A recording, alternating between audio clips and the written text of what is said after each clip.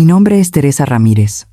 Tengo 69 años, y durante los últimos 8 años de mi vida he sido invisible en mi propia casa. No lo digo metafóricamente, me refiero a que literalmente me he convertido en una sombra que se desliza por los pasillos, que cocina en silencio, que limpia sin hacer ruido, que existe sin ocupar espacio. He aprendido a ser pequeña, tan pequeña, que a veces me pregunto si realmente estoy aquí, o si me he evaporado completamente y nadie se ha dado cuenta. Pero permítanme empezar por el principio, o más bien, por el final del principio, por ese momento exacto en que todo cambió. Era un martes por la tarde, mediados de septiembre, cuando la maestra Claudia me detuvo frente a la escuela. Yo estaba esperando a mis nietos, Sofía y Tomás, como hacía cada día. Me gusta estar ahí cuando salen, ver sus caritas iluminarse al verme, escuchar cómo me cuentan sus pequeñas aventuras del día. Es uno de los pocos momentos en que me siento verdaderamente vista. Señora Ramírez, me llamó la maestra Claudia, acercándose con esa expresión que tienen los maestros cuando necesitan hablar de algo importante. Tiene unos 30 y tantos años, siempre amable, siempre atenta con los niños. ¿Podría hablar un momento con usted? Por supuesto, respondí, sintiendo cómo se me tensaba el estómago. ¿Habría hecho algo malo, Sofía? ¿Estaría Tomás teniendo problemas en clase? Es sobre Sofía, comenzó, y mi corazón dio un vuelco. Hoy durante el recreo, la encontré llorando detrás de los columpios. ¿Llorando? ¿Por qué? Las palabras salieron atropelladas de mi boca. La maestra Claudia me miró directamente a los ojos, y lo que vi allí me heló la sangre. Era lástima. Lástima pura y genuina. Me dijo que ustedes van a enviarla a usted a un hogar de ancianos, que la familia necesita espacio y que usted va a tener que irse pronto. El mundo se detuvo. Las palabras resonaron en mis oídos como si las hubiera dicho en un idioma extranjero que mi cerebro se negaba a traducir. Hogar de ancianos, enviarme, irse, espacio. Yo no sabía nada de eso.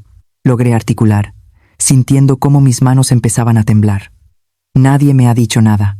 La maestra Claudia apretó suavemente mi brazo. Lo imaginaba. Por eso quise hablar con usted.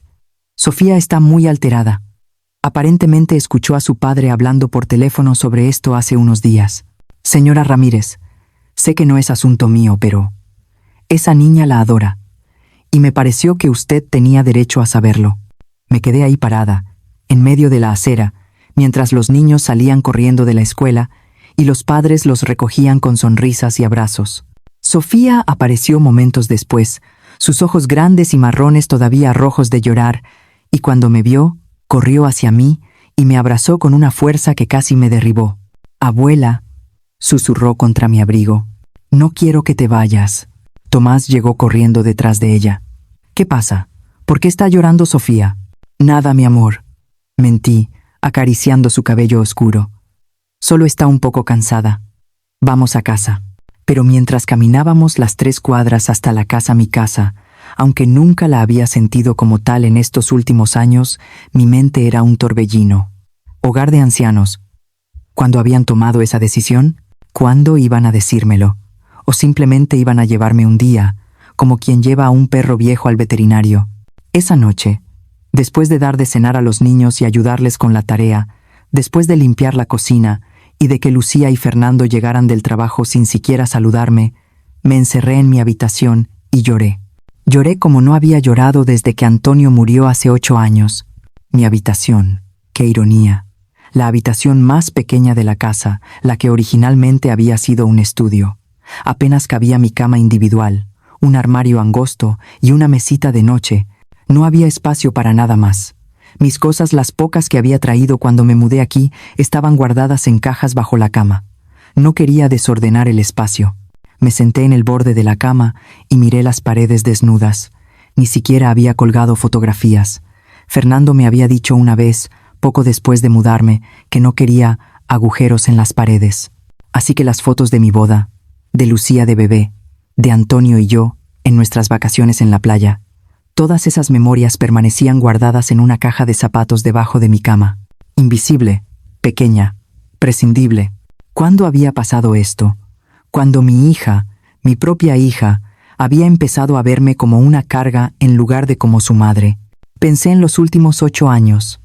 Después de que Antonio murió, Lucía insistió en que me mudara con ellos. «No puedes estar sola, mamá», había dicho, con esa voz que usaba cuando quería sonar preocupada, pero que en realidad sonaba impaciente. «La casa es demasiado grande para ti. Ven con nosotros. Los niños te necesitan». Y yo, tonta de mí, había aceptado. Había vendido. No, espera, no había vendido nada. Simplemente había cerrado la casa y me había mudado. La casa donde Antonio y yo habíamos vivido durante 35 años, donde habíamos criado a Lucía, donde cada rincón tenía un recuerdo. La había dejado atrás sin pensarlo 2 veces porque mi hija me necesitaba. O al menos, eso pensé. Los primeros meses fueron tolerables. Lucía todavía me hablaba, me preguntaba cómo estaba, incluía mi opinión en las decisiones familiares. Fernando era cortés, aunque distante. Los niños eran pequeños entonces. Sofía tenía 4 años, Tomás apenas 1, y yo me sentía útil cuidándolos, jugando con ellos, dándoles ese amor de abuela que solo una abuela puede dar.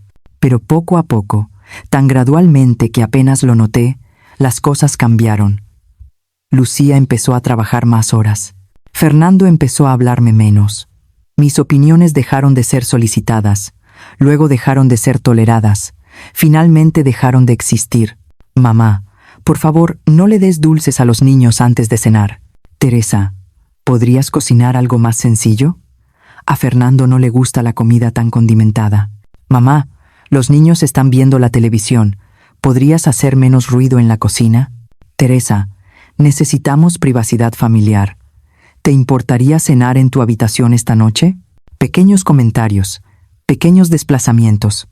Hasta que un día me di cuenta de que vivía como una inquilina no deseada en lo que se suponía era mi hogar. Y nunca dije nada.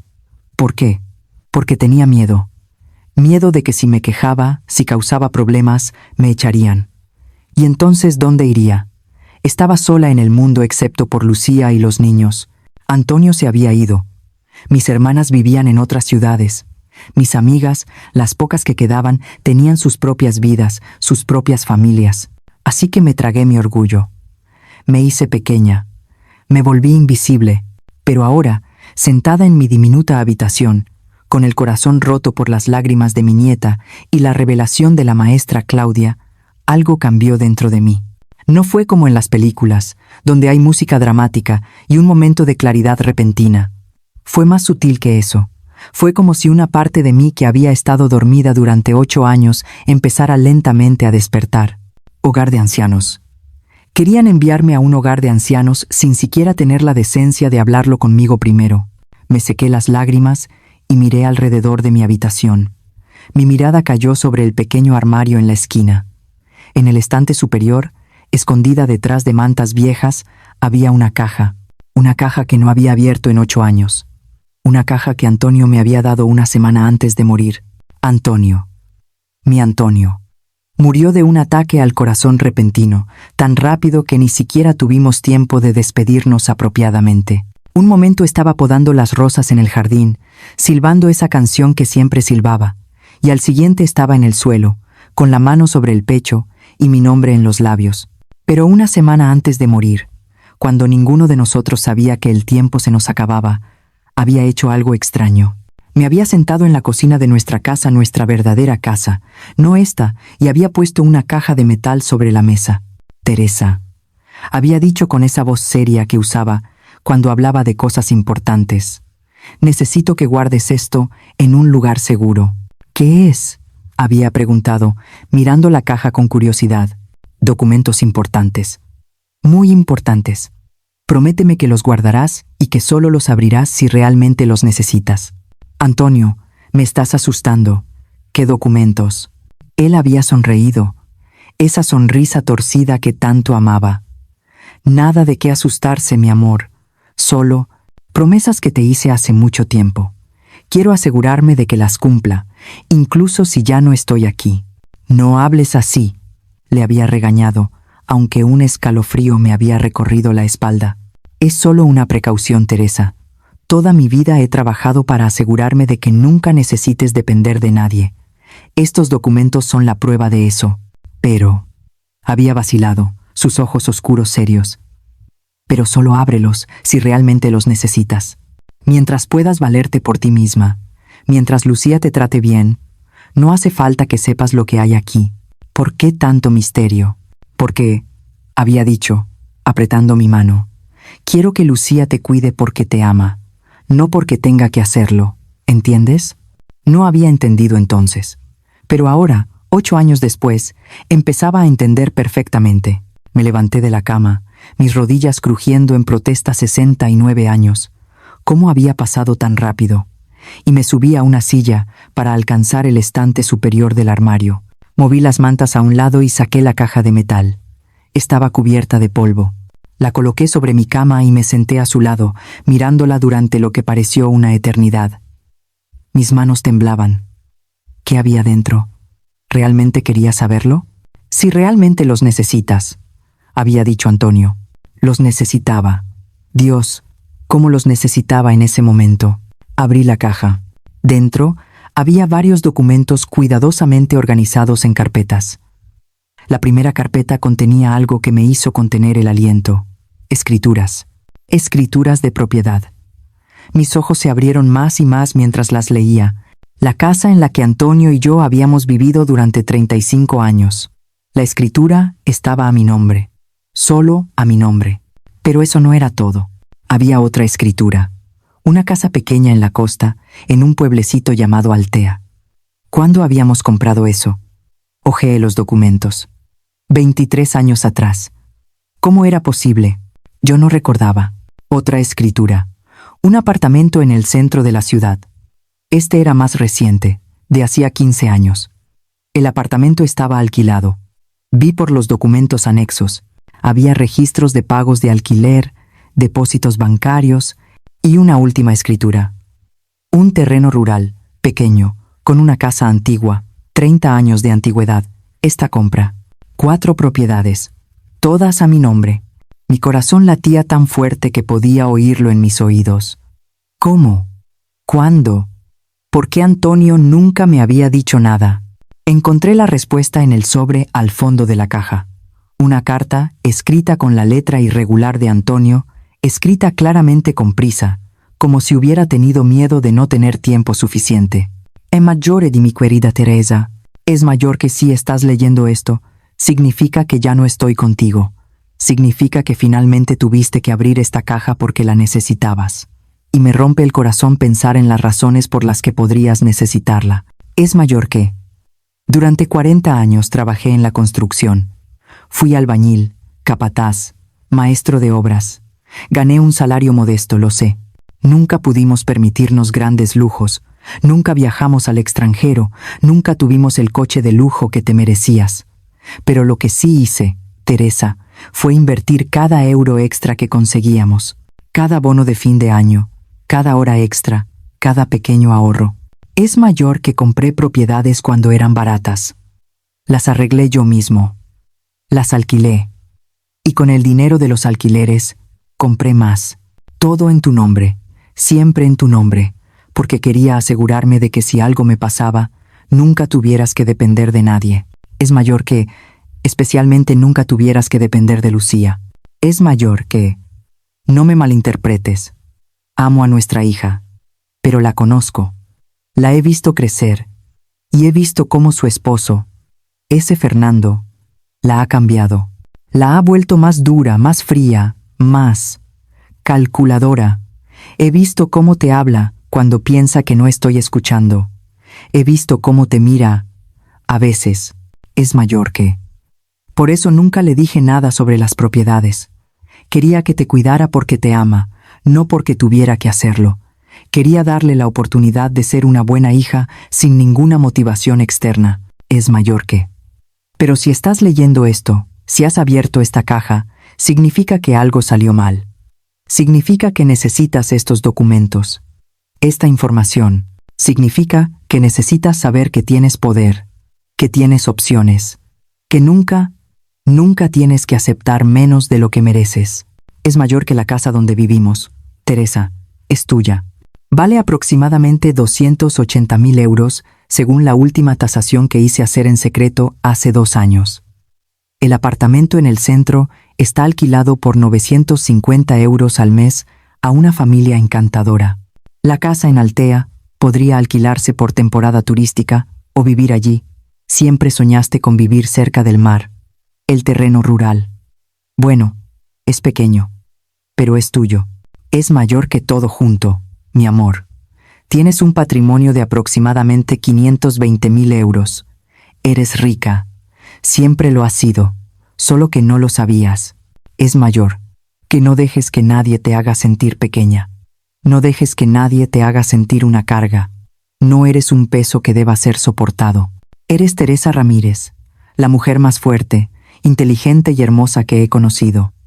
Eres la mujer que crió a una hija, que trabajó junto a mí durante décadas, que convirtió cada una de nuestras casas en un hogar. Es mayor que sí. Lucía no puede verlo. Si Fernando te trata como algo menos de lo que eres, entonces usa estos documentos. Protégete. Defiéndete. Haz lo que tengas que hacer. Es mayor que te amé cada día de mi vida. Te amaré más allá de ella. Is greater than tú, Antonio. Es mayor que P. El notario García lo sabe todo. Es mi amigo desde hace 30 años y es de confianza.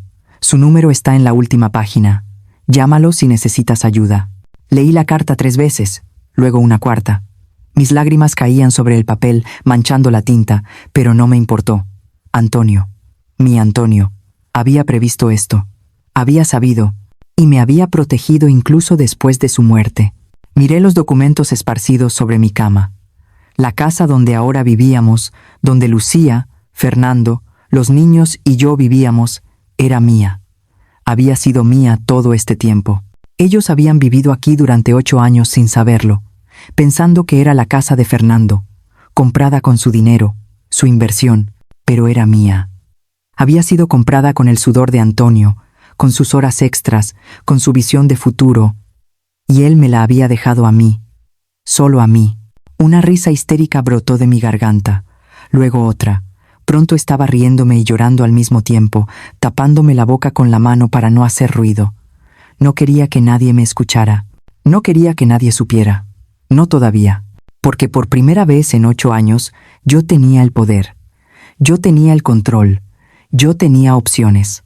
Y ellos no tenían ni idea. No dormí esa noche. Me quedé despierta, leyendo y releyendo cada documento, cada contrato, cada registro de alquiler. Había extractos bancarios que mostraban una cuenta a mi nombre con 47.000 euros dinero que se había acumulado de los alquileres del apartamento durante años.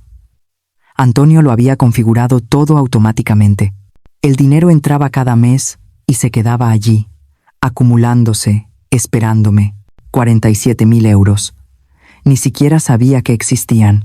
Cuando finalmente amaneció, cuando escuché los primeros ruidos de la casa despertando, guardé cuidadosamente todos los documentos de vuelta en la caja y la escondí en un lugar nuevo, en el fondo de mi armario, debajo de ropa vieja que sabía que nadie revisaría nunca. Luego me lavé la cara, me peiné, me vestí con mi habitual ropa sencilla, un pantalón oscuro, una blusa de algodón, y bajé a la cocina para preparar el desayuno, como cada mañana, como si nada hubiera cambiado. Pero todo había cambiado. Fernando bajó primero, como siempre, con su traje caro y su actitud de importante hombre de negocios.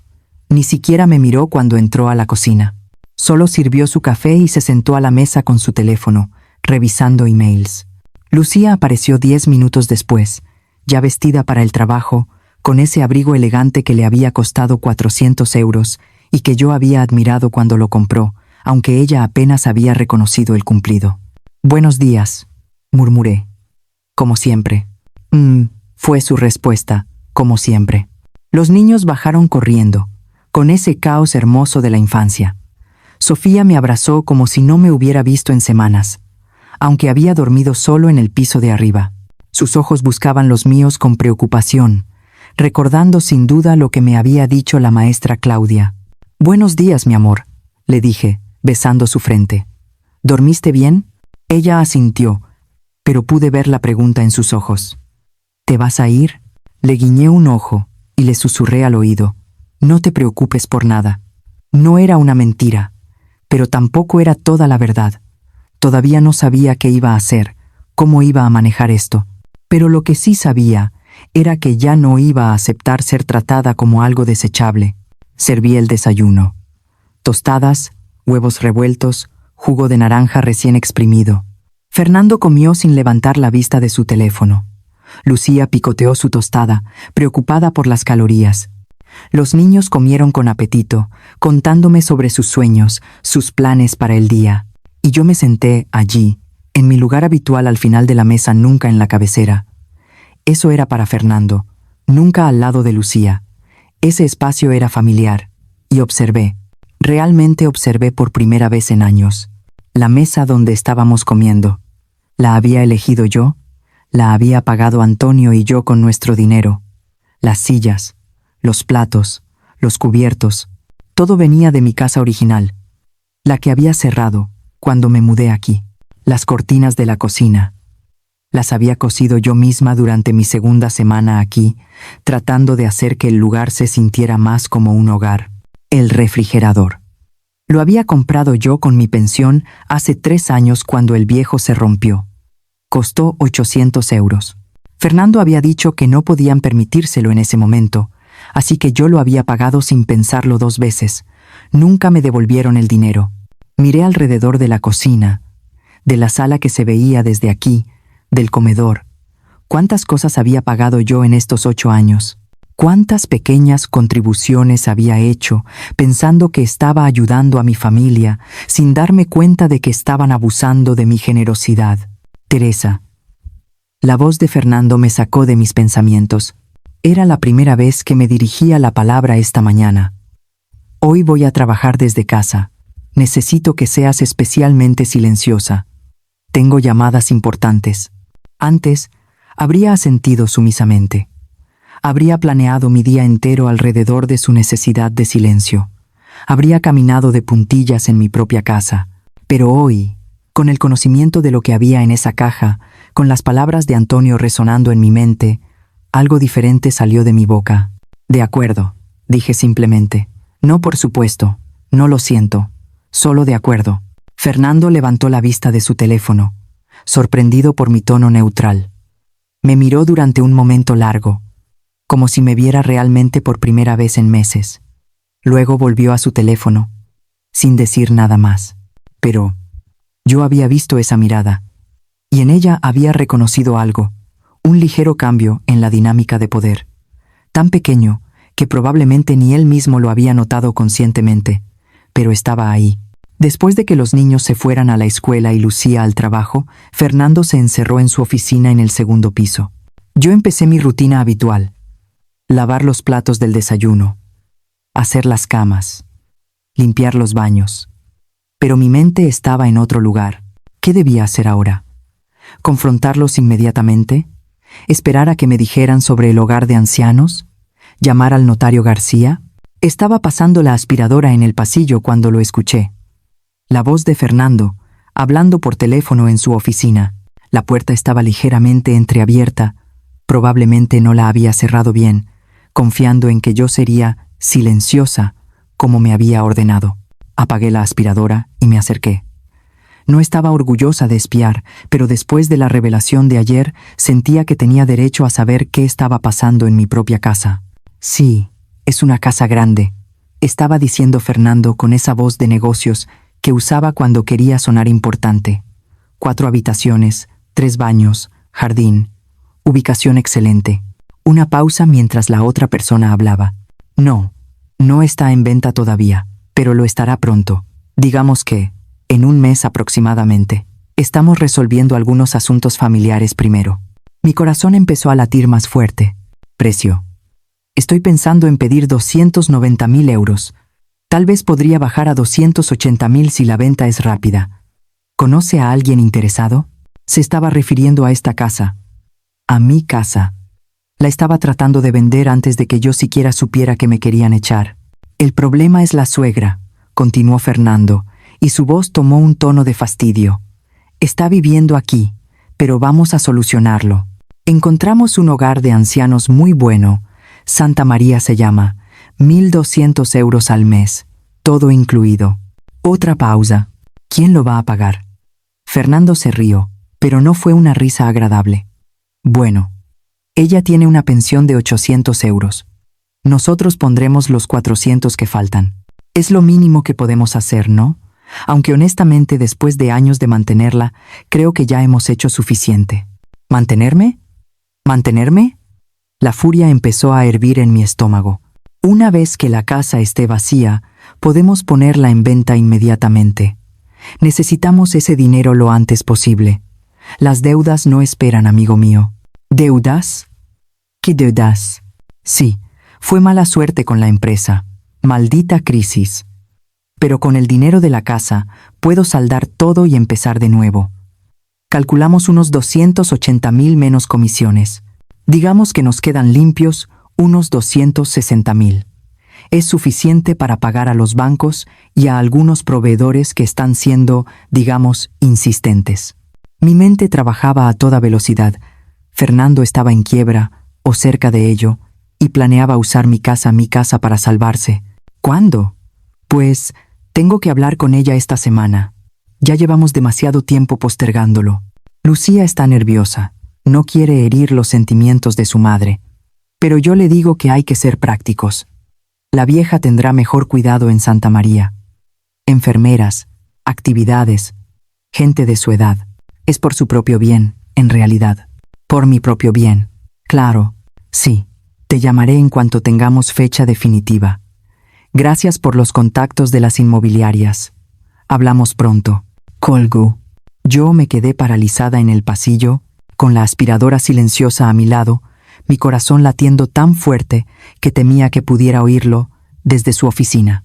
No era solo que quisieran enviarme a un hogar de ancianos. No era solo que planeaban hacerlo sin decírmelo hasta último momento. Era que ya estaban planeando vender la casa Mi Casa antes de que yo hubiera dado un solo paso fuera de ella. Antes de que me hubieran siquiera informado de sus planes. Y las deudas. Fernando estaba endeudado. ¿Cuánto? ¿Cómo? ¿Y desde cuándo?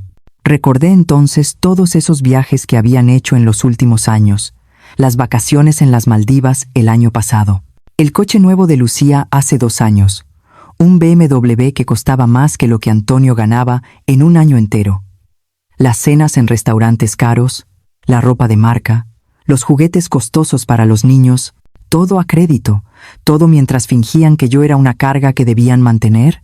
Algo se rompió dentro de mí en ese momento. No fue un estallido dramático. Fue más bien como un cordón que había estado tensándose durante 8 años y que finalmente se cortó. Limpio. Definitivo. Muy silenciosamente, volví al pasillo, tomé la aspiradora y la guardé en el armario. Luego subí a mi pequeña habitación, saqué la caja de debajo del armario y busqué entre los documentos hasta encontrar lo que necesitaba. Un pedazo de papel con un número de teléfono escrito con la letra de Antonio. Notario García. 654789321. Con manos temblorosas, saqué mi teléfono móvil viejo, un modelo básico que Lucía me había dado hace 3 años, cuando dijo que necesitaba poder localizarme, y marqué el número. Respondió al tercer tono. Notaría García. Buenos días. Buenos días. Dije, mi voz sorprendentemente firme. Necesito hablar con el notario García. Es sobre Antonio Ramírez. Hubo una pausa. ¿Antonio Ramírez? Un momento, por favor. Esperé, escuchando música de espera, mi corazón latiendo en mis oídos. ¿Qué estaba haciendo? ¿Realmente iba a hacer esto? ¿Teresa? Una voz masculina cálida, ligeramente sorprendida. ¿Teresa Ramírez? Sí, respondí. Usted era amigo de Antonio. Lo fui, dijo el notario García, y su voz se suavizó. Era uno de mis mejores amigos. Dios, han pasado 8 años ya, ¿verdad? ¿Cómo estás, Teresa? Las palabras se atascaron en mi garganta. He abierto la caja. Silencio. Luego un suspiro largo, profundo. Ya veo. Entonces las cosas no han ido bien. No, admití. sintiendo cómo las lágrimas amenazaban con volver. No han ido bien. ¿Puedes venir a mi oficina? ¿O prefieres que yo vaya a verte? Pensé en Fernando en su oficina, escuchando cada sonido de la casa. ¿Puedo ir yo? ¿Cuándo? ¿Qué te parece hoy a las 3? Tendré tiempo para ti. Y Teresa, trae la caja. Todos los documentos. Lo haré. Una cosa más, agregó el notario García. Antonio me hizo prometer algo. Si alguna vez llamabas, si alguna vez abrías esa caja, debía ayudarte sin preguntas, sin juicios. Así que quiero que sepas, lo que sea que esté pasando, lo que sea que necesites, estoy de tu lado. Las lágrimas finalmente cayeron. Gracias, susurré. Nos vemos a las 3, Teresa. Colgué y me quedé sentada en mi cama, mirando la caja en mis manos. 3 horas. En 3 horas sabría exactamente qué opciones tenía, qué podía hacer, cómo podía protegerme. 3 horas. Y mi vida cambiaría para siempre. Pasé las siguientes 2 horas en un estado de hiperconciencia extraña. Bajé a preparar el almuerzo como siempre lo hacía. Fernando salió de su oficina, comió sin decir palabra y volvió a encerrarse. Yo lavé los platos, limpié la cocina, actué como la Teresa invisible de siempre. Pero por dentro, mi mente era un torbellino de pensamientos, planes, emociones que había reprimido durante años. A las 2:30, tomé mi abrigo y mi bolso. Metí la caja en una bolsa de tela y me dirigí a la puerta. ¿A dónde vas? La voz de Fernando me detuvo. Estaba parado en la puerta de su oficina, mirándome con algo entre sorpresa y molestia. A recoger a los niños. Mentí con facilidad. Hay una reunión de padres que se adelantó. Él frunció el ceño. Nadie me dijo nada. Es solo para las abuelas, improvisé. Algo sobre voluntarios para la excursión de fin de mes. Fernando perdió el interés inmediatamente. Asuntos escolares no eran su problema. Está bien. Intenta no llegar tarde para la cena. Lo intentaré, dije. Y salí antes de que pudiera hacer más preguntas. La oficina del notario García estaba en el centro de la ciudad, a 20 minutos en autobús. Mientras el paisaje urbano pasaba por la ventana, traté de calmar mis nervios. ¿Qué iba a decir? ¿Por dónde empezar? El edificio era antiguo pero elegante, con pisos de mármol y grandes ventanas que dejaban entrar la luz del sol de la tarde. La placa dorada junto a la puerta del tercer piso decía: Notaría García, Asociados. Toqué el timbre y una recepcionista joven me abrió con una sonrisa. Señora Ramírez, el notario García la está esperando. Por aquí, por favor. Me condujo por un pasillo con paredes forradas de libros hasta una puerta de madera oscura. Tocó suavemente y una voz desde dentro dijo: Adelante. El notario García era un hombre de unos 60 y tantos años, con cabello gris perfectamente peinado y gafas de montura dorada. Cuando me vio, su expresión seria se transformó en algo más cálido, casi paternal. Teresa, dijo, levantándose de su escritorio y rodeándolo para estrecharme la mano. Pasa, por favor. Siéntate. Su oficina era acogedora. Estanterías llenas de tomos legales, un escritorio de caoba pulido, sillones de cuero cómodos frente a él. En la pared detrás de su escritorio había fotografías. En una de ellas reconocía a Antonio, mucho más joven, con el brazo alrededor de los hombros del notario García, ambos sonriendo frente a un edificio en construcción. Seguí su mirada. Ese edificio, dijo el notario García, con una sonrisa nostálgica, fue uno de los primeros que Antonio ayudó a construir cuando nos conocimos. Yo acababa de comprar el terreno para abrir mi bufete. Él era el capataz. Nos hicimos amigos durante esos meses de construcción. Me senté en uno de los sillones, aferrando la bolsa con la caja contra mi pecho. ¿Trajiste los documentos?, preguntó suavemente. Asentí y saqué la caja, colocándola sobre su escritorio. Él la miró durante un momento largo antes de hablar. Antonio vino a verme 2 semanas antes de morir, comenzó. Dijo que había tenido un sueño, una premonición, que necesitaba asegurarse de que todo estuviera en orden. Pasamos días revisando cada documento, cada detalle. Me hizo jurar que si alguna vez llamabas, si alguna vez necesitabas ayuda, yo estaría ahí. ¿Él sabía que iba a morir?, pregunté, mi voz quebrándose. No lo creo. Pero Antonio siempre fue un hombre precavido. Siempre pensaba en el futuro. Siempre planeaba para lo peor mientras esperaba lo mejor. El notario García abrió la caja y empezó a sacar los documentos, extendiéndolos sobre su escritorio con la precisión de alguien que los conocía bien. «Cuéntame qué pasó», dijo simplemente. «¿Por qué abriste la caja ahora?» Y le conté todo. Sobre los 8 años, viviendo como un fantasma en mi propia casa, sobre las palabras de la maestra Claudia, sobre la conversación de Fernando que había escuchado esa mañana, sobre el plan de enviarme a un hogar de ancianos mientras vendían mi casa sin siquiera decírmelo. El notario García me escuchó en silencio, su expresión volviéndose cada vez más seria, más enfadada. «Ese hijo de puta», murmuró cuando terminé. Luego se disculpó inmediatamente. «Perdona mi lenguaje, Teresa, pero lo que describes es abuso de ancianos, es manipulación financiera. Y lo peor es que tu propia hija está permitiendo que suceda». «Ella no sabe», dije automáticamente, defendiéndola por instinto. «Sobre las propiedades, quiero decir. Antonio nunca se lo dijo». «No», concordó el notario García. «Y había una razón para ello. Déjame enseñarte algo». Sacó una de las carpetas y la abrió, mostrándome documentos que no había visto antes. «Esto es un testamento», explicó. «El testamento de Antonio. En él todo te lo deja a ti, Teresa. Cada propiedad, cada euro en el banco, todo. Pero también hay una cláusula específica aquí», señaló un párrafo en letra pequeña. «En caso de que Teresa fallezca, las propiedades se dividirán así: 60% para Lucía, 40% en un fideicomiso para los nietos. Pero, y este es el pero importante, solo si Lucía ha cuidado apropiadamente de Teresa hasta su muerte natural. Si hay evidencia de negligencia, abuso o manipulación financiera, ese porcentaje se invierte. 60% para los nietos, 40% para Lucía». Antonio realmente pensó en todo. Susurré. «Lo hizo, porque te amaba, y porque, aunque amaba a su hija, conocía sus debilidades». El notario García se reclinó en su silla. «Ahora hablemos de tu situación actual. Legalmente, tienes todo el poder aquí, Teresa. ¿Lo entiendes?» Negué con la cabeza.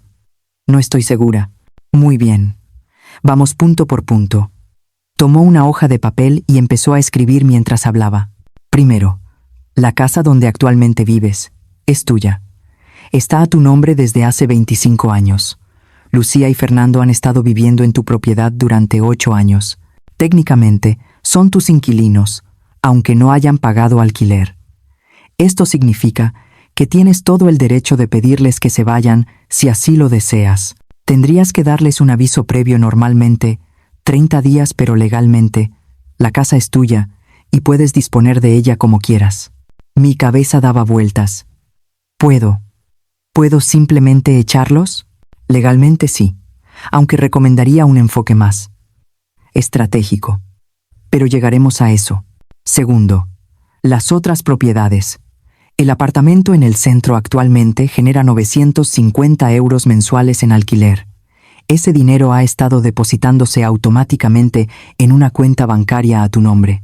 Según mis registros, hay ahora mismo 47.320 euros en esa cuenta. «Lo vi en los documentos», dije. «No puedo creer que Antonio hiciera todo esto sin decirme. Quería que vivieras sin la carga de preocuparte por dinero, y quería que si algo le pasaba, estuvieras protegida». El notario García continuó. «La casa en Altea está vacía actualmente. Podría alquilarse durante la temporada de verano por unos 1.200 euros a la semana, o podrías vivir allí. El terreno rural es pequeño, pero tiene potencial de desarrollo o venta». «¿Cuánto vale todo junto?», pregunté, aunque Antonio lo había mencionado en su carta. «Según la última tasación que hice hace 6 meses, sí. Sigo monitoreando todo esto. Era parte de mi promesa a Antonio. El valor total de tu patrimonio es de aproximadamente 520.000 euros. Probablemente más ahora con cómo ha subido el mercado inmobiliario. 520.000 euros. La cifra era tan grande que no podía procesarla completamente. «Teresa», dijo el notario García, inclinándose hacia adelante, «eres una mujer rica. Siempre lo has sido. Antonio se aseguró de ello. Y ahora necesito que entiendas algo muy importante. No necesitas a Lucía. No necesitas a Fernando. No necesitas permanecer en una situación donde te tratan como una carga, cuando en realidad ellos están viviendo de tu generosidad. Pero, mis nietos, susurré, Sofía y Tomás, si me voy, si los echo, ¿qué pasará con ellos? Esa es una preocupación válida, asintió. Y ahí es donde necesitamos ser estratégicos. No se trata solo de ejercer tu poder legal. Se trata de protegerte a ti misma mientras minimizas el daño a los niños inocentes en todo esto. Se levantó y caminó hacia la ventana, mirando la calle abajo antes de volverse hacia mí. Necesito preguntarte algo, Teresa, y necesito que seas completamente honesta conmigo. ¿Qué quieres? No lo que crees que deberías querer, no lo que es más fácil o lo que causa menos problemas. ¿Qué quieres realmente? Cerré mis ojos. ¿Qué quería? Quería mi dignidad de vuelta, quería ser vista, quería ser respetada, quería que mi hija me mirara como su madre, no como una molestia. Quería que Fernando supiera que no podía simplemente disponer de mí como si fuera un mueble viejo. Pero también quería a mis nietos. Quería ver sus caritas cada día. Quería escuchar sus historias de la escuela. Quería ser parte de sus vidas. No lo sé, admití finalmente, abriendo mis ojos. Estoy tan confundida. Estoy tan enfadada. Pero también estoy asustada. El miedo es válido, dijo el notario García amablemente. Estás en una situación difícil, pero ahora tienes algo que no tenías hace 2 días. Opciones. Déjame exponerte algunas. Volvió a su escritorio y tomó otra hoja de papel. Opción 1. Confrontación inmediata. Les dices que sabes sobre el plan del hogar de ancianos. Les muestras las escrituras. Les das 30 días para mudarse. Es la opción más rápida y, honestamente, probablemente la más satisfactoria a corto plazo. Pero es también la más explosiva. Lucía podría reaccionar muy mal. Fernando definitivamente lo hará. Y los niños quedarían atrapados en medio. Asentí, procesando. Opción 2. Negociación. Les dices que sabes sobre sus planes. Les muestras que tienes poder. Pero en lugar de echarlos, estableces condiciones. Alquiler justo. Respeto. Inclusión en decisiones familiares. Esta opción mantiene la paz superficial, pero requiere que confíes en que cambiarán, lo cual, basándome en lo que me has contado, parece poco probable. Opción 3, continuó. Y esta es la que yo recomendaría. Estrategia a largo plazo. No les dices nada todavía. Esperas a que ellos hagan su movimiento con el hogar de ancianos. Cuando lo hagan, cuando piensen que tienen el control total, entonces revelas tu mano. Les muestras las escrituras, las cuentas bancarias, todo. La sorpresa será mayor, la lección más clara. Y legalmente, tendrás evidencia clara de su intención de manipularte. Pero no sería eso. ¿Cruel? Pregunté. Dejar que piensen que tienen el control. Permitir que sigan con sus planes. Es estratégico, corrigió el notario García. Y francamente, Teresa, después de 8 años de hacerte invisible, creo que mereces el pequeño placer de verlos darse cuenta de que subestimaron completamente a la vieja molesta que pensaban que podían descartar tan fácilmente. Había algo casi satisfactorio en la idea. Verlos hacer sus planes, verlos pensar que habían ganado, y luego, el momento de revelación. ¿Cuánto tiempo crees que tardarán? Pregunté. Basándome en lo que escuchaste esta mañana, yo diría que en 1 semana o 2 te lo dirán. Probablemente Lucía, con Fernando dirigiendo desde atrás. Te lo presentarán como si fuera por tu propio bien, como si fuera la mejor opción para ti. Y entonces les digo la verdad. Entonces les dices la verdad, pero no sola. El notario García sonrió ligeramente. Yo estaré contigo. Si quieres, podemos hacerlo aquí en mi oficina. Terreno neutral, presencia legal, todo documentado. O en la casa, con testigos. Tú decides. ¿Y los niños? Ellos seguirán siendo tus nietos, Teresa. Independientemente de lo que pase entre tú y Lucía, esos niños te aman. Y cuando sean mayores, entenderán. Pero por ahora, necesitas protegerte primero. Como en los aviones, ponte tu propia máscara de oxígeno antes de ayudar a otros. Pensé en Sofía, llorando detrás de los columpios, en Tomás, preguntando por qué su abuela se iba, en todos los momentos dulces que había compartido con ellos durante estos 8 años. Haré lo que sea mejor para ellos, dije firmemente, pero también haré lo que es correcto para mí.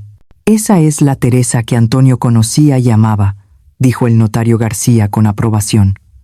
Ahora, dejemos algunas cosas claras antes de que te vayas. Primero, esta es mi tarjeta. Llámame a cualquier hora, cualquier día. Segundo, quiero que empieces a documentar todo. Cada comentario despectivo, cada vez que te excluyan, cada detalle del plan del hogar de ancianos cuando te lo cuenten. Escríbelo todo. ¿Por qué? Porque si esto llega a un punto legal, y podría llegar, querremos evidencia de maltrato de ancianos. No estoy diciendo que vayamos a demandar, pero es mejor tener las armas y no necesitarlas que necesitarlas y no tenerlas.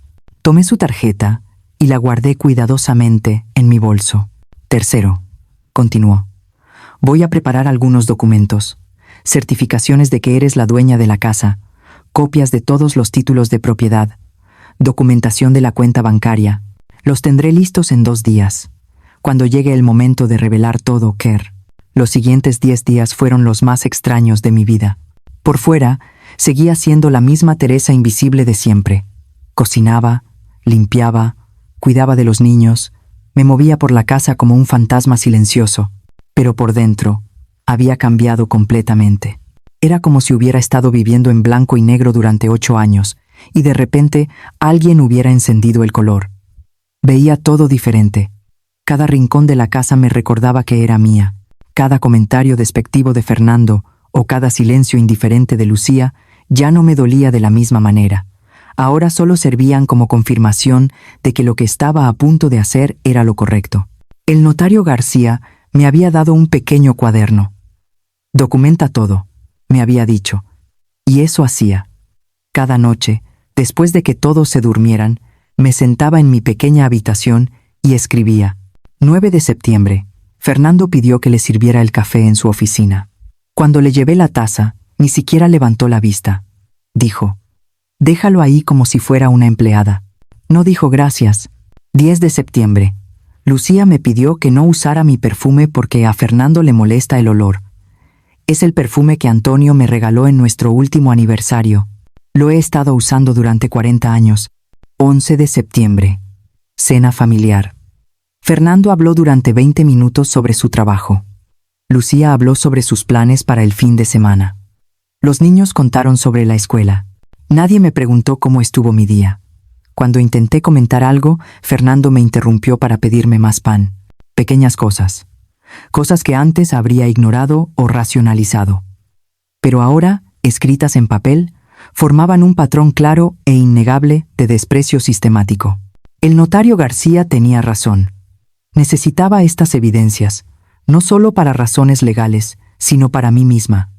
Para recordarme por qué estaba haciendo esto cuando la culpa o el miedo amenazaran con debilitarme.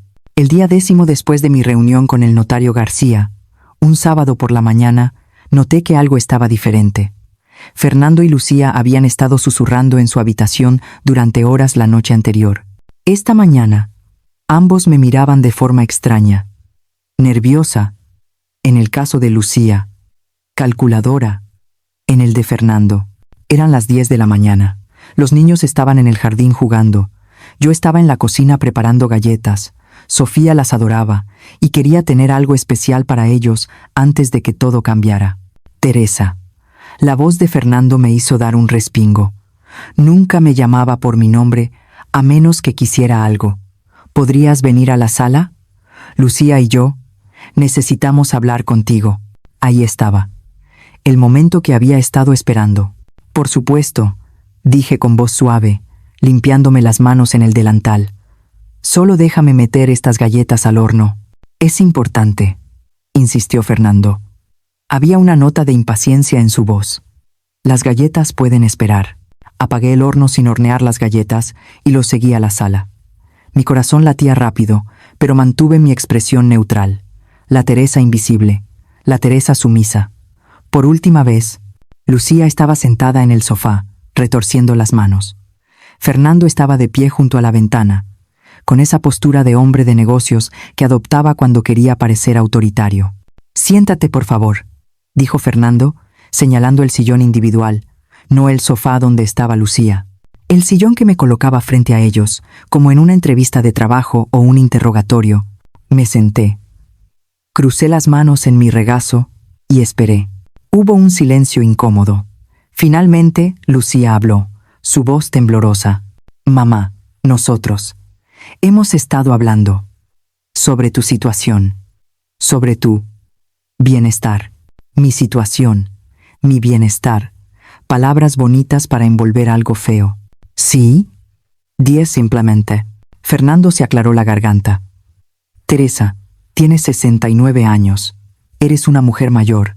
Y creemos, Lucía, y yo creemos que tal vez esta situación, vivir aquí con una familia joven, con niños ruidosos, con nuestras rutinas, tal vez no sea lo mejor para ti».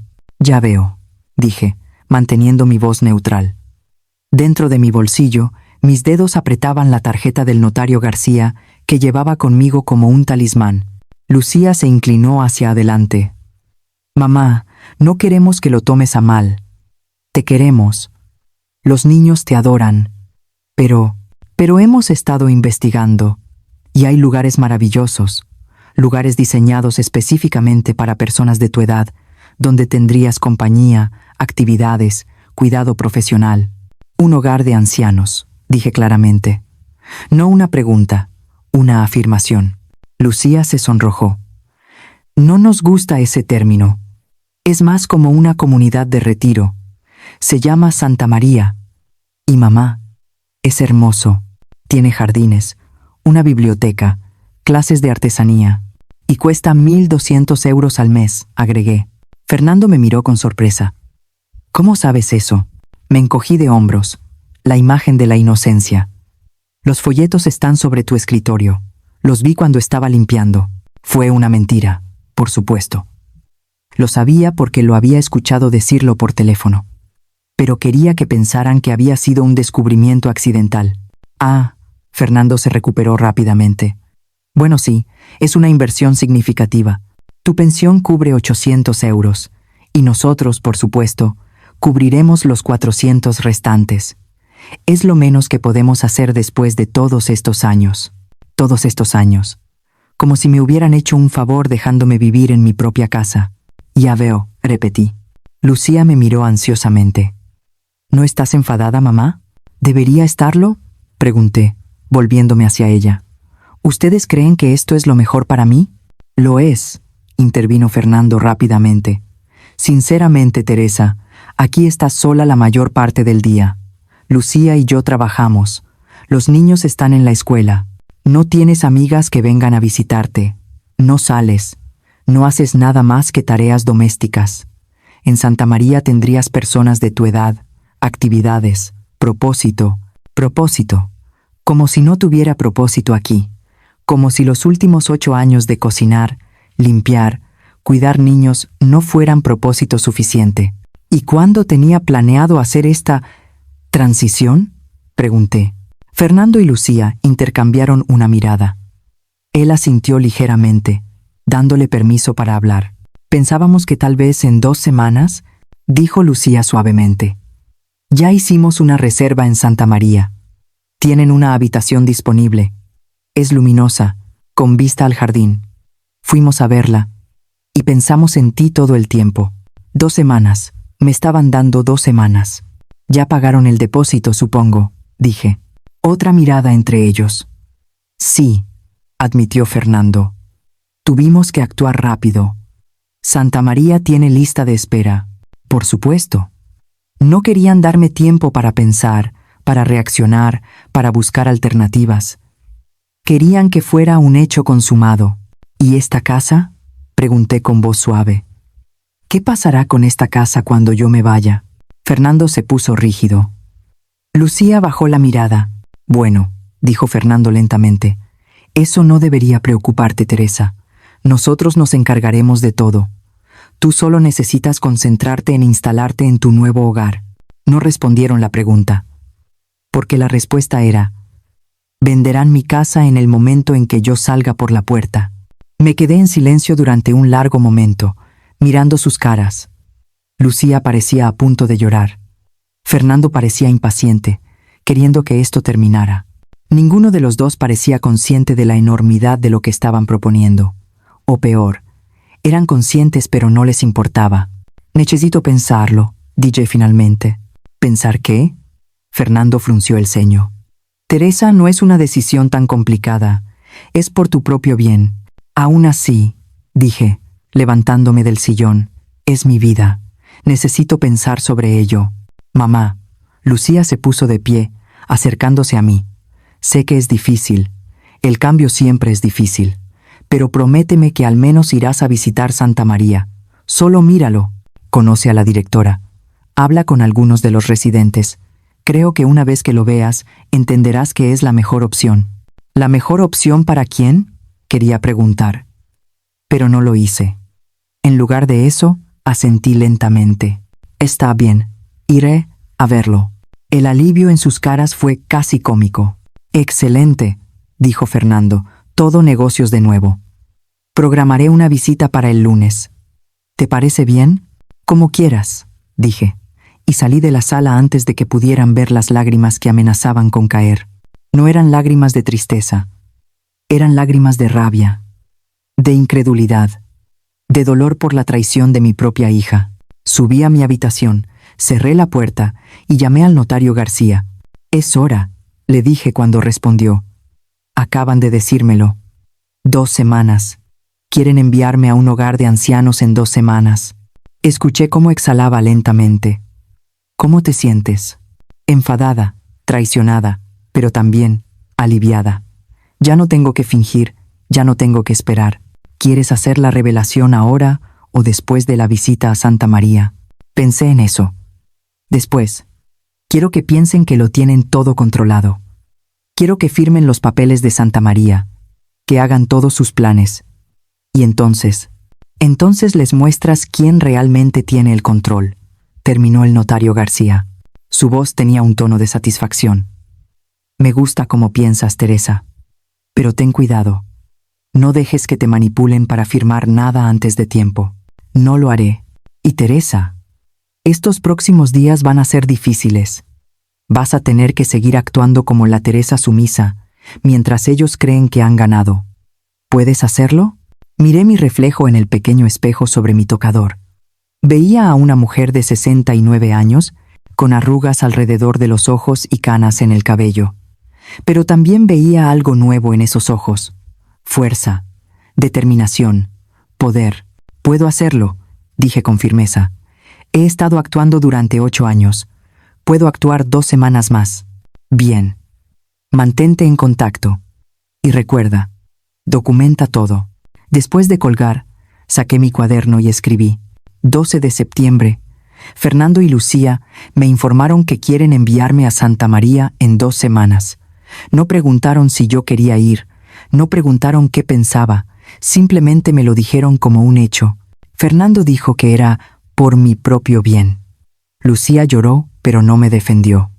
Ya pagaron el depósito, ya hicieron la reserva, ya decidieron mi futuro sin consultarme. Me siento como un mueble viejo que están descartando. Pero ellos no saben que este mueble viejo tiene dientes. El lunes llegó demasiado rápido. Fernando había programado la visita a Santa María para las 10 de la mañana. Lucía había pedido el día libre en el trabajo para acompañarnos. Me vestí con cuidado esa mañana. Ropa sencilla, como siempre, pero me aseguré de verme presentable. Quería que la directora de Santa María me viera como una mujer capaz, no como una anciana senil que necesitaba ser institucionalizada. El viaje en coche fue incómodo. Fernando conducía en silencio. Lucía intentaba hacer conversación nerviosa. Vas a amar los jardines, mamá. Tienen rosas. Sé cuánto te gustan las rosas. Antonio me traía rosas cada aniversario. Lucía lo sabía. Pensaba que mencionarlo me haría sentir mejor. Santa María resultó ser exactamente lo que esperaba. Un edificio grande, limpio, institucional disfrazado de hotel acogedor.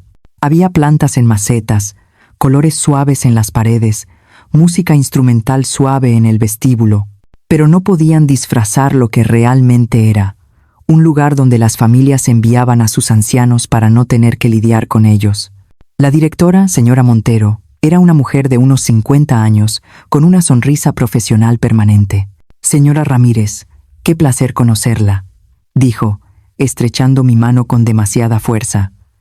«Su familia me ha hablado maravillas de usted». Me preguntaba qué maravillas le habrían contado. «Está envejeciendo y necesitamos deshacernos de ella». Probablemente no sonaba muy bien. Nos llevó en un recorrido. Las habitaciones eran pequeñas pero limpias. La sala común tenía televisores y mesas de juego donde ancianos en varios estados de alerta jugaban cartas o simplemente miraban al vacío. El comedor servía comida en bandejas de hospital. Los jardines eran bonitos, lo admito, pero todo estaba cercado, como una prisión bonita. «Y aquí está la habitación que tendría disponible para usted», dijo la señora Montero, abriendo una puerta en el segundo piso. Era pequeña, mucho más pequeña que mi habitación actual, que ya era minúscula. Una cama individual, un armario, una silla, una mesita, una ventana pequeña con vista al jardín. «¿Puedo traer mis propios muebles?», pregunté. «Bueno, el espacio es limitado», dijo la señora Montero con su sonrisa fija. «Pero puede traer algunos artículos personales. Fotos, libros, pequeños recuerdos. 69 años de vida reducidos a pequeños recuerdos». «¿Puedo tener televisión?», pregunté. «Hay televisores en la sala común», respondió. «¿Puedo cocinar?». «Todas las comidas se proporcionan en el comedor. Es mucho más conveniente para nuestros residentes». «¿Puedo salir?». «Por supuesto», dijo, aunque su sonrisa vaciló ligeramente. «Solo necesitamos que firme el registro de salida y regrese antes de las 8 p.m. Es por su seguridad». Me sentí como si estuviera siendo ingresada a un hospital mental, no a una comunidad de retiro. «¿Cuál es el costo mensual exacto?», pregunté, aunque ya lo sabía. 1.200 euros al mes, todo incluido. Comidas, actividades, atención de enfermería básica, limpieza. «¿Y si no puedo pagar?». Hubo un silencio incómodo. Fernando intervino rápidamente. «No te preocupes por eso, Teresa. Ya lo tenemos arreglado». «Pero hipotéticamente», insistí, mirando a la señora Montero, «¿qué pasa si un residente no puede pagar?». «Bueno», dijo lentamente, «tendríamos que discutir alternativas. Pero estoy segura de que con su familia apoyándola, eso no será un problema». «¿Con mi familia?». Como si fueran un recurso confiable en lugar de las personas que me estaban abandonando. Terminamos el recorrido en su oficina, donde había papeles esperando ser firmados. «Estos son solo formularios preliminares», explicó la señora Montero. «Información médica, contactos de emergencia, preferencias dietéticas. Y aquí», señaló una página específica, «es el acuerdo de residencia». Miré el documento. Era denso, lleno de jerga legal, pero mis ojos captaron ciertas frases. «El residente acepta las reglas y regulaciones. El residente renuncia a cualquier reclamación. El residente autoriza a la familia designada a tomar decisiones médicas». «Necesito leer esto con cuidado antes de firmar», dije, apartando los papeles. «Por supuesto», dijo la señora Montero, aunque vi un destello de impaciencia en sus ojos. «Pero cuanto antes firmemos, antes podremos asegurar su habitación». «¿Alguien más la quiere, verdad?», pregunté directamente. Ella parpadeó, sorprendida por mi franqueza. «Bueno, sí. Tenemos una lista de espera. Entonces, tal vez debería ir a esa persona», dije firmemente. «No voy a firmar nada que no haya leído completamente y entendido». Fernando estaba claramente molesto. Lucía parecía avergonzada. «Teresa», dijo Fernando con esa voz condescendiente que usaba cuando estaba tratando de controlar su temperamento, «no seas difícil. La señora Montero es una profesional. Los contratos son estándar. Aún así, no firmaré hoy». Hubo un momento tenso. Finalmente, la señora Montero sonrió de nuevo, aunque esta vez era más tensa. «Por supuesto, señora Ramírez. Es su derecho. Llévese los documentos a casa. Léalos con calma. Pero le agradecería si pudiera devolverlos dentro de la semana. Como mencioné, tenemos otros interesados. Lo entiendo, dije, tomando los papeles y colocándolos en mi bolso. El viaje de regreso fue aún más silencioso que el de ida. Podía sentir la tensión emanando de Fernando. Lucía miraba por la ventana, mordiendo su labio. Cuando llegamos a casa, Fernando explotó. ¿Qué fue eso, Teresa? ¿Por qué estás siendo tan difícil? Me volví hacia él en el vestíbulo, y por primera vez en 8 años no bajé la mirada. No estoy siendo difícil, Fernando. Estoy siendo cuidadosa. Es mi vida la que está cambiando, no la tuya. Creo que tengo derecho a leer un contrato antes de firmarlo. Es un puto hogar de ancianos, no un contrato hipotecario, escupió. Fernando. Lucía puso una mano en su brazo. Tal vez mamá tiene razón. Tal vez deberíamos darle tiempo. No tenemos tiempo, la interrumpió Fernando. Ya pagamos el depósito. Ya les dijimos que sí. No podemos seguir posponiendo esto. ¿Por qué no? Pregunté. ¿Qué es tan urgente? Se quedó callado, dándose cuenta de que había dicho demasiado. Solo. Necesitamos resolver esto, murmuró finalmente. Por el bien de todos. ¿Por su bien? Quería decir. Por su necesidad de vender mi casa y pagar sus deudas. Leeré los papeles esta semana, dije firmemente. Y luego tomaré mi decisión. Subí a mi habitación antes de que pudiera continuar la discusión. Una vez dentro, saqué mi teléfono y le envié un mensaje de texto al notario García. Tengo los contratos de Santa María. ¿Puede revisarlos? Su respuesta fue inmediata. Tráelos mañana a primera hora. Esa noche, después de que todos se durmieran, saqué mi cuaderno y escribí. 13 de septiembre. Visita a Santa María. Es una prisión disfrazada de hotel. Habitaciones pequeñas, reglas estrictas, vida controlada. La directora quería que firmara inmediatamente. Fernando estaba furioso cuando me negué. Dijo que no tenemos tiempo. ¿Tiempo para qué? Para vender mi casa. Supongo. Lucía no dijo nada en mi defensa.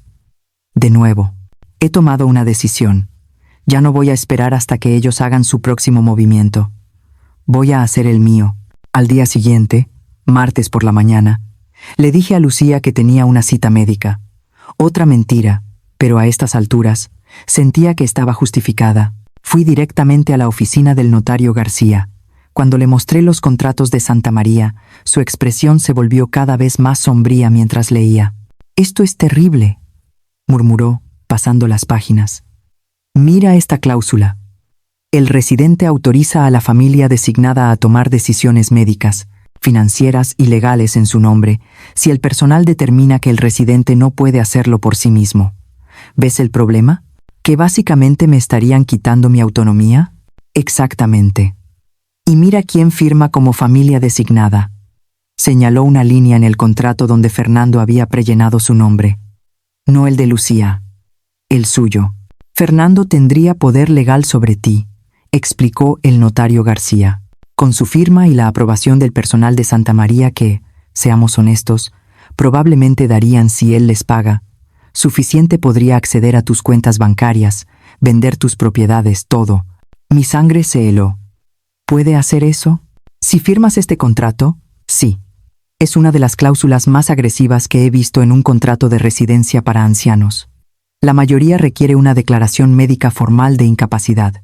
Esta solo requiere que el personal determine que no puedes tomar decisiones.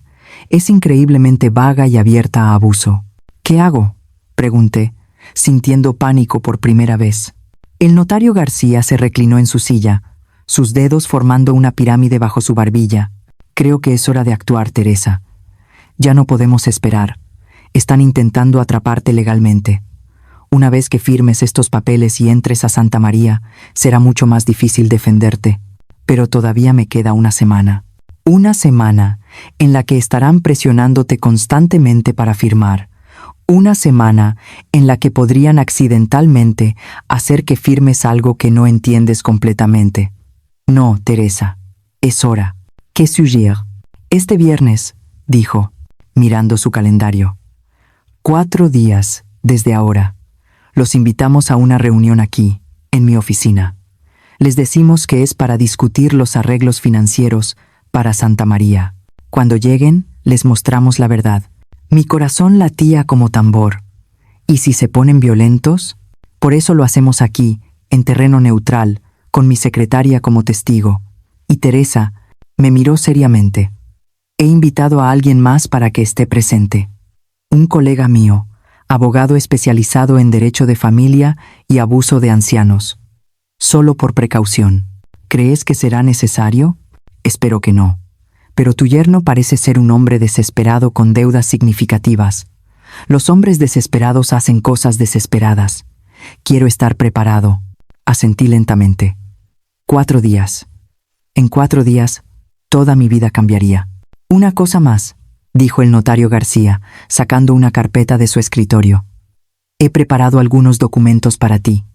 El primero es una orden de protección preventiva. Si después de la reunión del viernes sientes que estás en peligro, puedes presentar esto inmediatamente y Fernando no podrá acercarse a ti. ¿De verdad crees que? Es solo una precaución, me aseguró. Pero mejor tenerla y no necesitarla. El segundo documento es un poder notarial temporal que me nombra a mí como tu representante legal. Significa que si algo te pasa, yo puedo actuar en tu nombre para proteger tus intereses.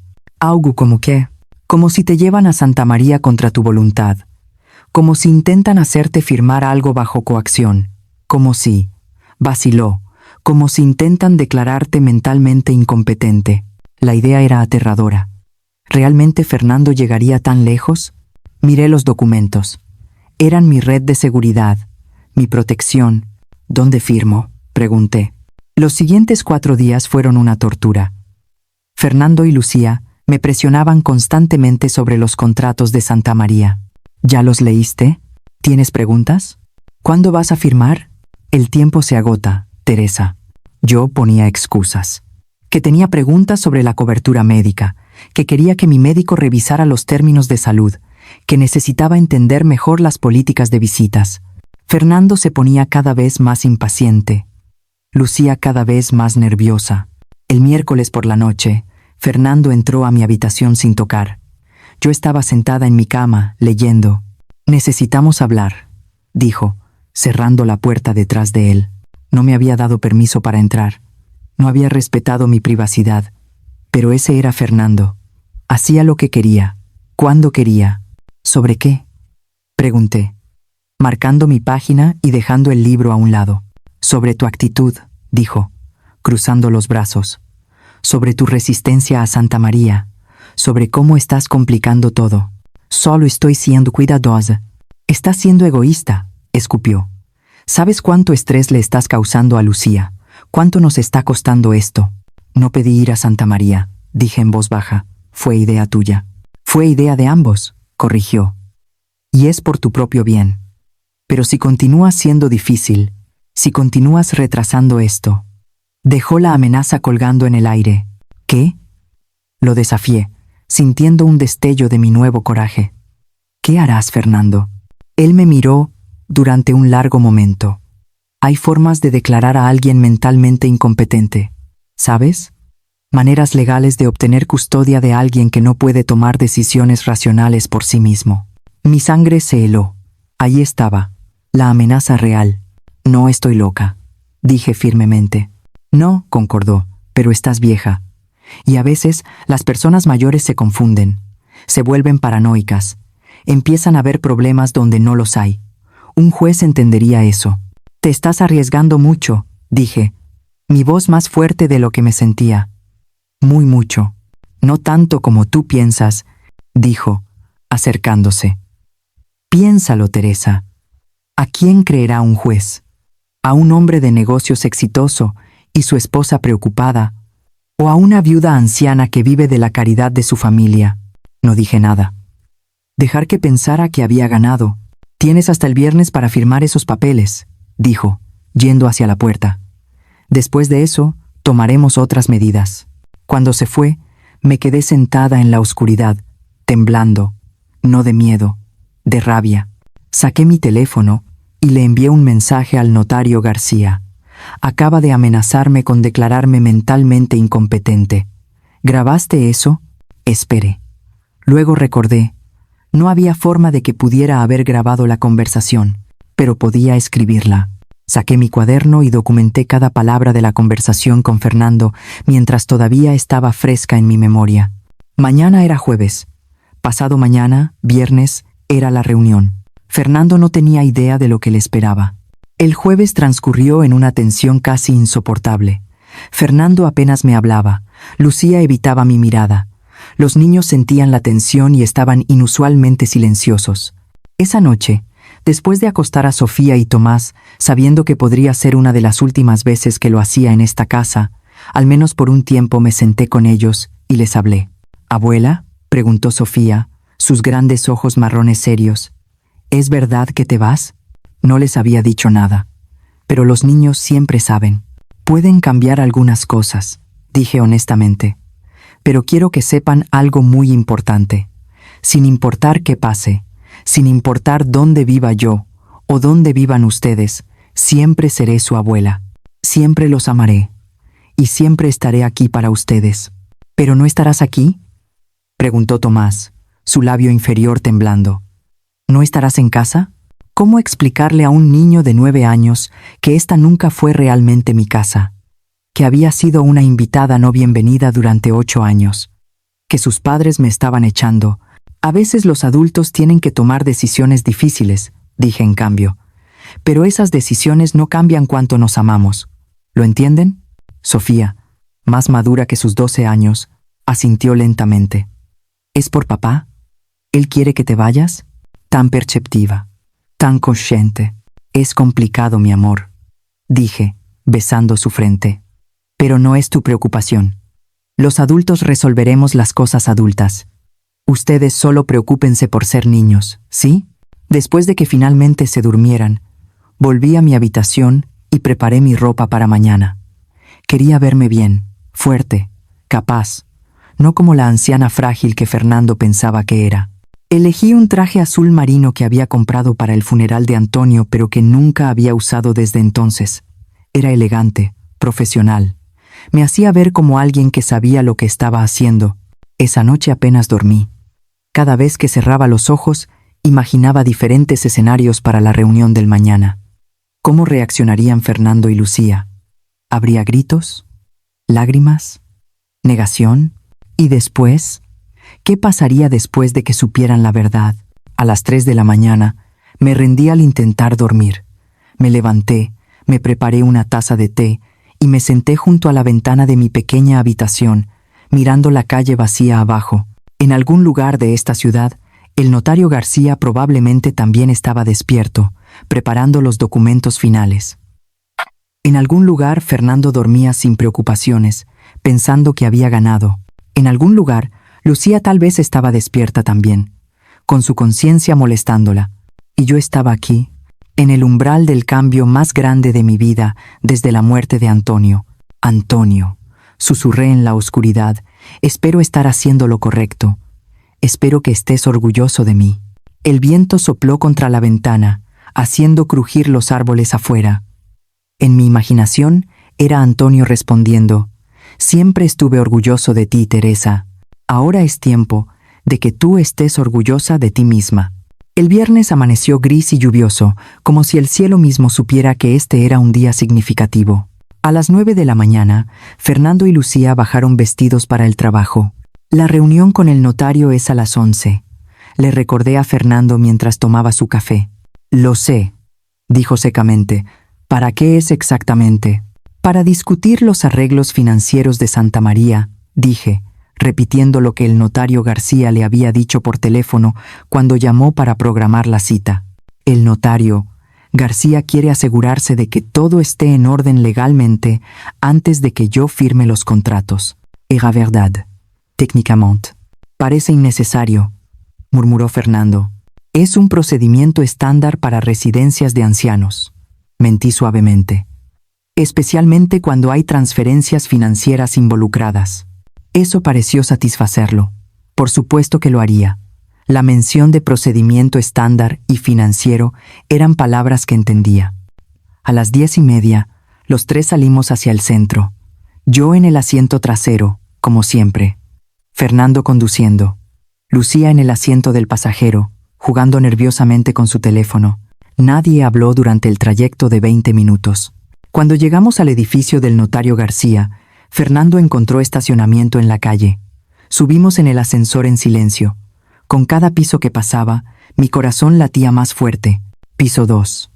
Piso 3. Piso 4. Las puertas se abrieron y caminamos por el pasillo familiar hasta la oficina. La recepcionista nos sonrió cuando entramos. Buenos días. El señor García los está esperando. Por favor, pasen. Nos condujo no a su oficina privada, sino a una sala de conferencias que no había visto antes. Era más grande, más formal, con una mesa larga de caoba y sillas de cuero alrededor. El notario García estaba de pie junto a la ventana.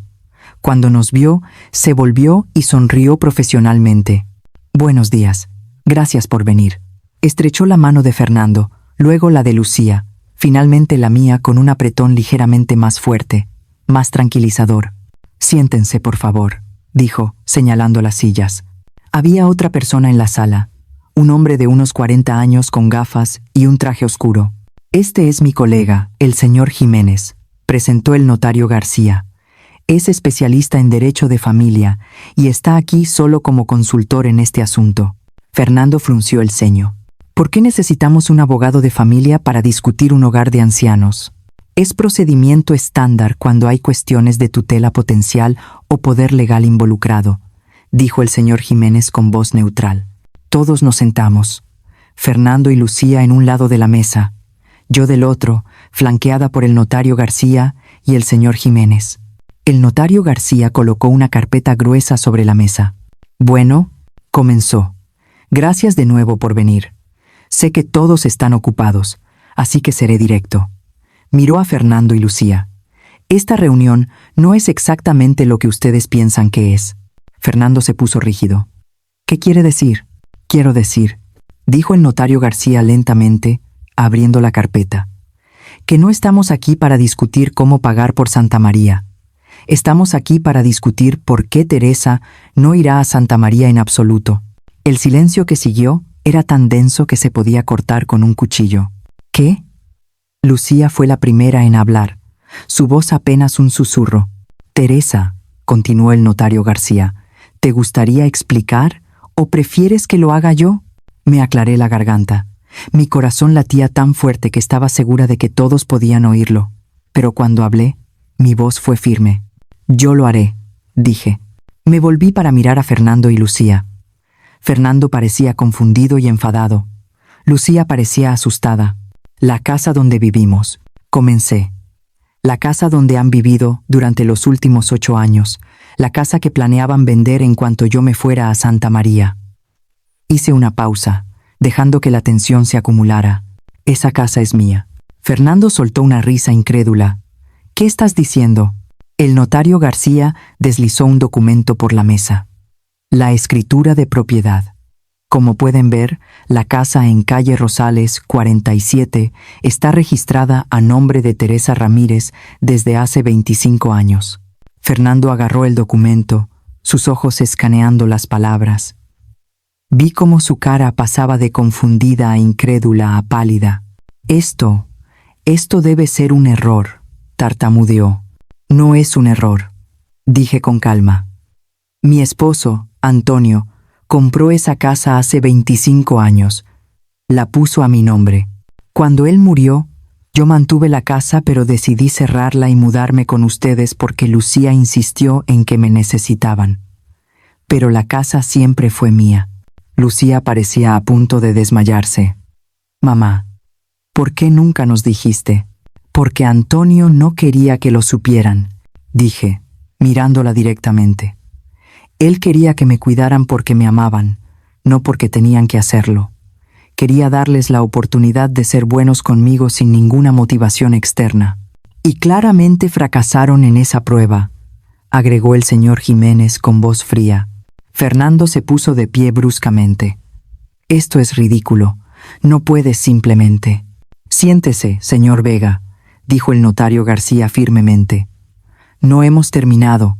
Fernando se sentó lentamente, pero podía ver la rabia hirviendo en sus ojos. Hay más, continué, sintiendo una extraña sensación de poder. La casa no es mi única propiedad. Deslicé 3 escrituras más por la mesa. Un apartamento en el centro que genera 950 euros al mes en alquiler. Una casa en Altea. Un terreno rural. Todo mío, todo dejado a mí por Antonio. Todo planeado cuidadosamente durante 40 años de trabajo duro y ahorro inteligente. Lucía tenía lágrimas corriendo por sus mejillas. Mamá, yo no sabía. ¿No sabías que tu padre había trabajado tan duro? Pregunté, mi voz quebrándose ligeramente. ¿No sabías que él me protegió? ¿O no sabías que estabas planeando echarme de mi propia casa? Yo no, comenzó, pero las palabras murieron en su garganta. Fernando había encontrado su voz de nuevo. Está bien. Entonces la casa es tuya. Nos mudaremos. Pero eso no cambia el hecho de que necesitas cuidado, que no puedes vivir sola. ¿Por qué no? Lo interrumpí. Tengo 69 años, no 99. Estoy perfectamente saludable. Cocino, limpio, cuido niños. Manejo todas mis actividades diarias sin problema alguno. ¿En qué base dices que no puedo vivir sola? Eres anciana. Y tú estás quebrado, dije simplemente. El silencio fue absoluto. El notario García deslizó otro documento por la mesa. Hemos hecho algunas investigaciones. Su empresa, señor Vega, tiene deudas por valor de aproximadamente 340.000 euros. 3 acreedores diferentes han presentado demandas. Tiene embargos pendientes. Está, de hecho, al borde de la bancarrota personal. La cara de Fernando se puso color púrpura. Eso es información privada. No tienen derecho.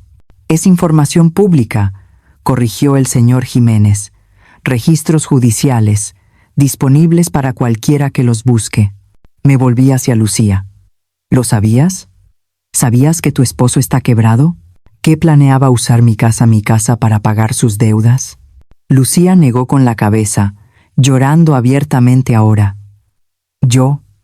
Él dijo que teníamos algunos problemas de flujo de efectivo, pero no sabía que era tan malo. Por supuesto que no lo sabías, dije, mi voz más suave ahora, porque él te mintió, como me mintió a mí, como nos mintió a todos. Durante este tiempo tomé una decisión importante. No me quedaría en la casa donde había sido invisible durante 8 años. Tenía demasiados malos recuerdos. En cambio, la pondría en alquiler a través de una agencia de propiedades. El ingreso, aproximadamente 1.400 euros al mes, iría a la cuenta de educación que había establecido para Sofía y Tomás. Yo me mudaría a la casa en Altea, la casa junto al mar que Antonio había comprado hace 23 años y que yo ni siquiera sabía que existía. Fui a verla una semana después de la reunión con el notario García. El viaje en autobús desde la ciudad hasta Altea tomó 3 horas.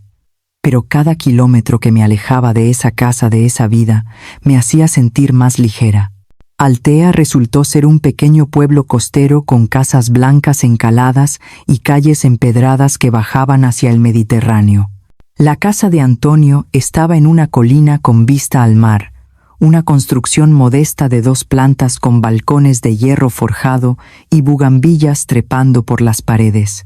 Cuando abrí la puerta con la llave que el notario García me había dado, el interior olía a cerrado y a sal marina. Había muebles cubiertos con sábanas blancas, como fantasmas esperando despertar. Las ventanas estaban cerradas, pero cuando las abrí, la brisa del Mediterráneo entró como un suspiro de bienvenida. En la mesa de la cocina encontré un sobre con mi nombre, escrito con la letra de Antonio. Dentro había una sola página. ¿Es mayor que Teresa? ¿Es mayor que? Si estás leyendo esto aquí, significa que encontraste esta casa. Significa que finalmente tienes tu lugar junto al mar, como siempre soñaste. ¿Recuerdas cuando éramos jóvenes y pasábamos junto a la costa, y tú decías que algún día vivirías donde pudieras ver el amanecer sobre el agua? Es mayor que nunca olvidé ese sueño. Esta casa es ese sueño. Es mayor que vive aquí. Sé feliz aquí. Pinta en el balcón. Lee en el jardín. Escucha el mar todas las noches antes de dormir. Es mayor que I. Recuerda, nunca fuiste una carga. Siempre fuiste mi tesoro. Es mayor que con todo mi amor. Is greater than Antonio.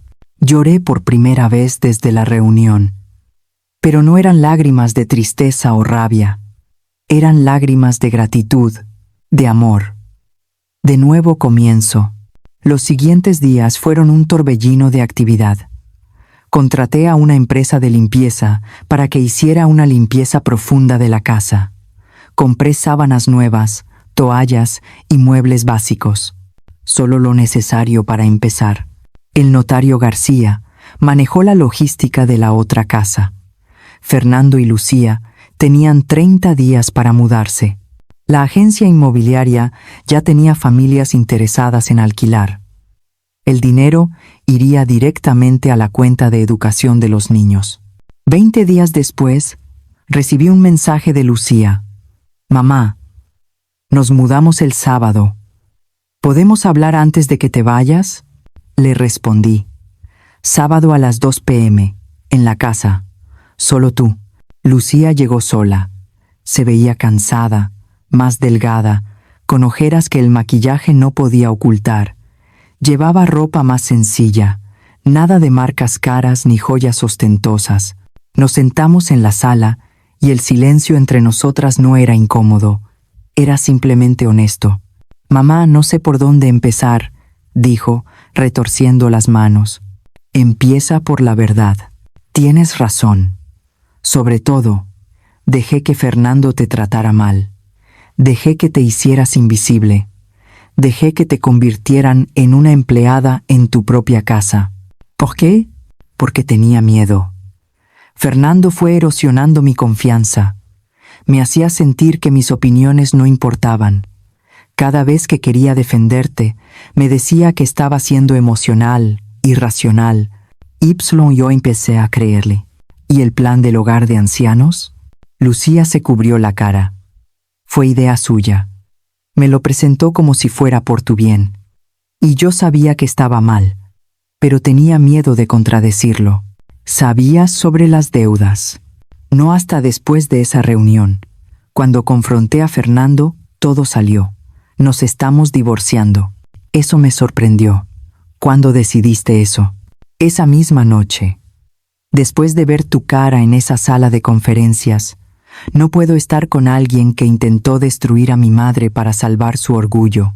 ¿Y los niños? Te extrañan terriblemente. ¿Podrían visitarte en tu nueva casa?». Fernando se mudó a un apartamento pequeño. «Yo estoy buscando trabajo. Me aseguraré de que pasen tiempo contigo, si tú quieres». «Por supuesto que quiero. Ellos son mis nietos». «¿Qué vas a hacer ahora?», pregunté. «Voy a reconstruir». Conseguí un trabajo como asistente administrativa. Encontré un apartamento de 2 habitaciones. Es pequeño, pero es nuestro. Lucía se puso de pie para irse. Luego se detuvo. «Mamá, ¿hay alguna posibilidad de que algún día puedas perdonarme?». La abracé. «El perdón es posible, pero llevará tiempo y requerirá que me demuestres con acciones que has cambiado realmente». «Lo haré, te lo prometo». Me mudé a Altea una semana después. La casa junto al mar, mi casa. Los primeros días fueron extraños. Estaba acostumbrada al ruido constante. Aquí, el único sonido era el mar, las gaviotas, el viento en las palmeras. Era gloriosamente silencioso. Establecí una rutina. Me despertaba al amanecer y tomaba café en el balcón, mirando el sol pintar el Mediterráneo. Caminaba por el pueblo, aprendiendo los nombres de los comerciantes locales. Compraba pescado fresco en el mercado. Y pintaba. No había pintado en 40 años. Pero Antonio había dejado una habitación con luz perfecta, claramente destinada a ser un estudio. Compré lienzos, pincel, pintura, y comencé a crear. Pintaba el mar, las casas blancas, los atardeceres, las memorias. Una tarde, mi teléfono sonó. Era Lucía. «Mamá, Los niños preguntan si pueden visitarte el próximo fin de semana. Diles que vengan. Diles que su abuela los está esperando. Sofía y Tomás llegaron el sábado por la mañana, y cuando vieron el mar, todo el dolor valió la pena. «Abuela, vives junto al mar», gritó Sofía. Pasamos el día juntos. Los niños jugaron en la playa mientras Lucía y yo preparábamos paella. Fue extrañamente normal, extrañamente sanador. Sofía me arrastró a mi estudio. «Abuela, ¿esos son tus cuadros? Son hermosos. No sabía que pintabas». Yo tampoco. Había olvidado. ¿Cómo olvidas algo así? A veces, cuando estás ocupada cuidando a otros, olvidas cuidarte a ti misma. Olvidas las cosas que te hacían feliz. Sofía me miró con ojos sabios. ¿Por eso te fuiste? ¿Para recordar? Sí. En parte sí. Me alegro. Te ves diferente aquí. Te ves feliz. 6 meses después, mi vida era irreconocible. Me había unido a un grupo de pintura local. 2 de mis cuadros se habían vendido en una pequeña galería. Había hecho amigas. Mujeres de mi edad que también estaban redescubriendo quiénes eran. Tomábamos café juntas, íbamos a exposiciones, reíamos. Los niños venían cada 2 semanas. Lucía y yo hablábamos más ahora, conversaciones reales. Me contó sobre su terapia, sobre cómo estaba aprendiendo a establecer límites. Yo le conté sobre mis pinturas, mis nuevas amigas, mi vida renacida. No éramos lo que habíamos sido antes, pero estábamos construyendo algo nuevo, algo más honesto. Fernando había logrado acuerdos con sus acreedores. Trabajaba como gerente en otra empresa, un puesto mucho más humilde. La quiebra lo había humillado de maneras que las palabras nunca podrían. En mi 70º cumpleaños, organicé una fiesta, una cena en mi jardín con vista al mar. Invité a Lucía y los niños, a mis amigas del grupo de pintura, al notario García, a algunos vecinos. Me escabullí al balcón. El sol se estaba poniendo, pintando el cielo en naranjas y púrpuras. «Teresa», la voz de Lucía me sobresaltó.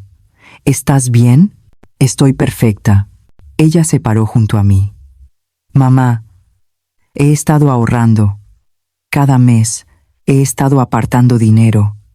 Quiero devolverte algo por todos esos años.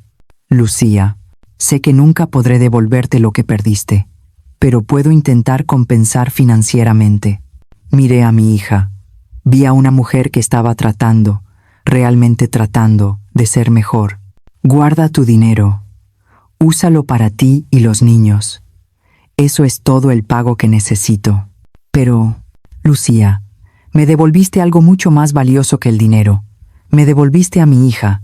Lloramos juntas, por todo lo perdido y por todo lo ganado. Esa noche, después de que todos se fueran, subí a mi estudio.